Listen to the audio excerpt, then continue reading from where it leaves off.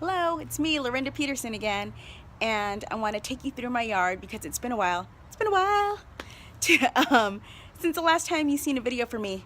Last time you saw my yard, it was a hot mess, and it's come a long way. I've been a busy little bee, and I want to show you what I've been working on. I'm also going to go over some things I'm concerned about, so stay with me. Here we go.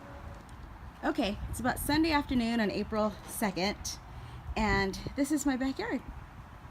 I think I've come a long way. There's Daisy over there. Say hello, Daisy. Daisy! Say hi. Still looking for bugs. Yeah, so that's my vegetable garden right there. And if I stand back, way back, you can see I have a little garden arch right there with some zucchini plants that hopefully will vine up the trellis and start producing some fruit along, so that'll be kind of neat. But I'm having some issues which I'll get into in a little bit. So real quick, because my battery's about to die on my phone, there's the zucchini plants. I got some flowers on them that just started the last couple of days, but the plants itself aren't really growing too much, so that's something I need to figure out what's going on. And the wind has been doing a number on them as well. This is my big vegetable garden. Everything pretty much was started from seed except for the flowers in the corners. I just put those in yesterday because I'm having a lot of issues with bugs, and so far a lot of people have told me plant marigolds, it helps with the bugs. I don't know, so I'm just doing what people tell me, trial and error. But I got some red and green bell peppers there, and some red, multicolored purple and orange bell peppers there. I've got some Roma tomato plants there that are looking terrible. The bugs have been doing a number on my plants, and it's so discouraging. I've got some indigo rose tomatoes over there. A few of them are doing okay. Some of them are being attacked by bugs as well. I got a pickling cucumber right there, and some Greek pepperoncinis right there, some cabbage right there, and here. Bugs are eating them as well. I got some kale. My kale seems to be doing okay, but to me kale is kind of like a weed, so I'm assuming it's gonna do pretty good. But you can see right there it's getting attacked by bugs also. So, and this organic thing is frustrating me because there's not much I can put on them. I have tried the insecticidal soaps. I need to buy the organic special oils I can spray on them as well. Maybe that'll work better. But my peas are looking sad, my sugar snap peas. I think the sun, the California sun, is just a little too much for them right now, even in early spring. One of them is doing okay, kinda, right there. It's actually starting to vine up the trellis. But I found these really cool trellises at Home Depot that go all the way up to the eaves. They expand, so I kind of hung on them there and put a flower bed right there. So that's kind of neat. And I built this thing right here. There's these connector blocks that I got at Home Depot. They have a hole in the middle. You're supposed to hammer rebar in there to keep them from moving around, but usually if you're stacking like 2 or more, they recommend the rebar, but for just one, block, you don't really need it. So I put some dowels in. So sorry, my phone died, so I had to charge it up a little bit. So I think we left off talking about these connector blocks over here that I got at Home Depot, which are pretty cool. And I put some dowels in the center hole and string some string through it to kind of make like a trellis for my pepperoncinis and my pickling cucumber that's right there. So, and then it took a lot of dirt to fill this up. We went to our local garden, I guess you would call it, I don't know what you call it, a garden center, but they only specialize in... Daisy, get out of there! I've never seen her go in there. You bad girl. Now I wonder what she's doing when I'm at work all day. It took a lot of dirt, and we went to Eguanaga Green in the city of Orange, and they have a lot of different organic soils and compost and that type of stuff. So this is 2/3 compost and 1/3 their cocoa fir planter mix. I was hoping to get a half and half ratio, but only that ended up fitting in the back of our pickup truck. So maybe that's part of the issue that I'm having, is 2/3 of this is pure compost. But yeah, I don't know. Could be. I did wait for it to cool and stuff like that. I didn't plant in it right away because I knew, you know, compost needed to rest for a while so it's not so hot and stuff like that. So I probably planted in it the following weekend, so it had like a whole week to sit. But yeah, that's what I put in there. And so let me take you over here. And this flower bed, I don't know if you remember from the last time, it was nothing but dirt and grass.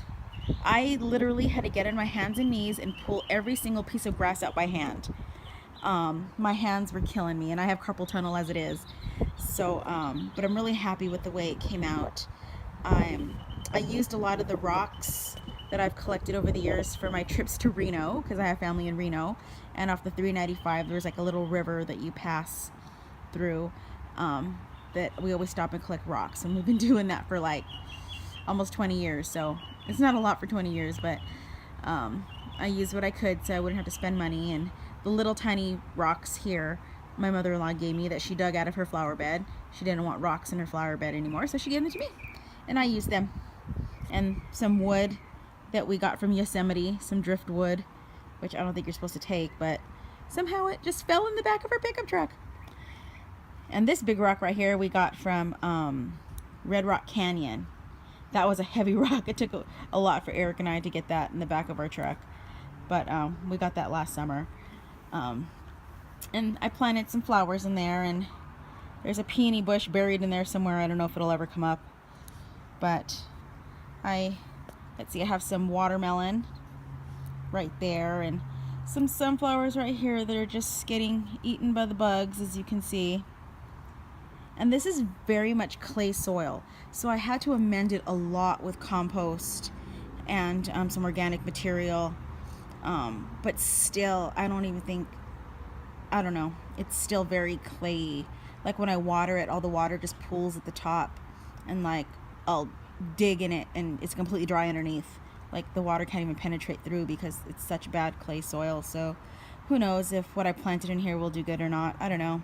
Everybody told me plant everything and anything you can this year and then see what does good, and then next year only focus on those items that do good, because you don't know what will do good where. So, and that's what I'm just kind of going by. I know this is going to be a tough year because it's my first year doing this, so you know, I'm learning a lot, but like I said, it's frustrating to see everything get eaten. And so I planted some flowers to attract some of the good bugs, and my pickling cucumber there, I don't know if it'll make it. We'll see. I kind of trimmed them up and all the dead off of them yesterday, but it seems like once I transplanted everything into the ground, it just completely stopped growing. Everything just stopped growing, and it's been about 2 weeks now since they've been in the ground. So I'm hoping, you know, the shock is starting to wear off and maybe they'll start to thrive. But I don't know. We'll see. I'm going to start some seeds again of the same stuff, just a few of each, and maybe wait a little longer before I transplanted them, because I started to transplant them from seed cells. And so I think I left them in the seed cell trays too long before I transplanted them, and they lost all nutrients, so they were like stunt their growth.